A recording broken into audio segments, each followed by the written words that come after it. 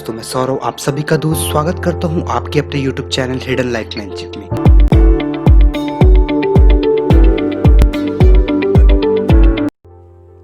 आज की ये हमारी वीडियो होगी श्रीमद् भगवत गीता की वो 5 बातें जो अगर आप समझ जाएंगे तो जीवन की सभी परेशानियां दूर हो जाएंगी। तो चलिए जानते हैं वो बातें।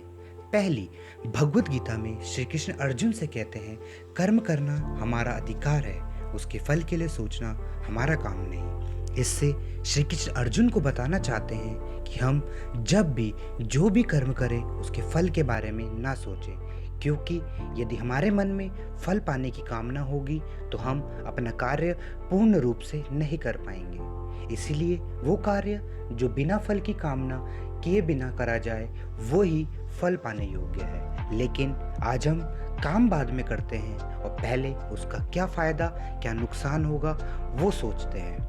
सोचना गलत नहीं है दोस्तों, लेकिन कोई भी कार्य कुछ पाने के लिए करना वो गलत है।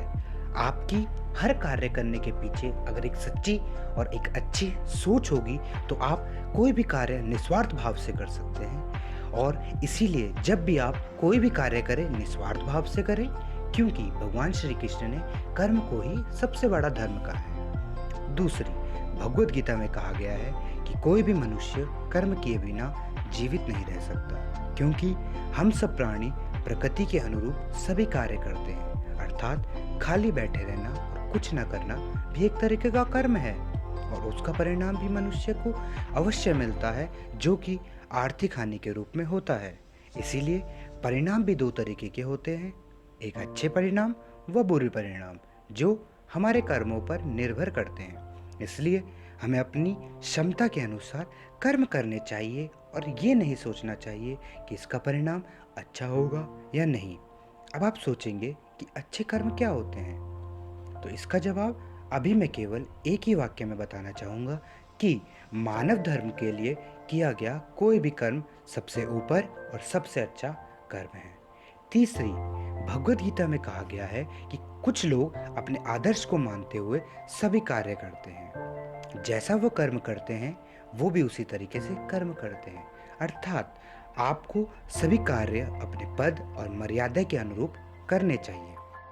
तो दोस्तों, इस बात से आप क्या समझते हैं? इसका मतलब है हमें अपना हर कार्य करते वक्त ये सोचना चाहिए कि हो सकता है कोई आपको अपना आदर्श मानता हो, और यदि हर मनुष्य एक आदर्श बनने हेतु कर्म करेगा तो सभी परेशानियां दूर हो जाएंगी।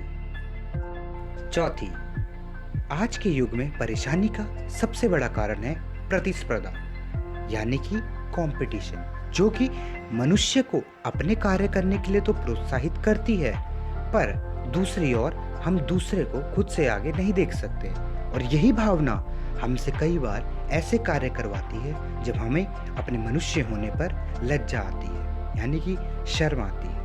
अर्थात हमें हमेशा अपने से छोटों या साथ वालों को साथ में लेकर कर्म करने पर ध्यान देना चाहिए और दूसरों के लिए आदर्श बनने पर जोर देना चाहिए। यही बात भगवत गीता में भी कही गई है कि अपने कार्य से दूसरों के लिए प्रेरणा बनने वाले व्यक्ति ही श्रेष्ठ है। पांचवी और आखिरी बात यदि आप समझ जाएंगे तो कभी परेशान नहीं होंगे, और वो है कि आप वर्तमान में ही जिए और अपने कर्म करने पर ध्यान दें। पहले क्या हुआ आगे क्या होगा ये ना सोचें, और बस मन में ये रखें कि जो हुआ वो भी अच्छे के लिए था और जो होगा वो भी अच्छा होगा।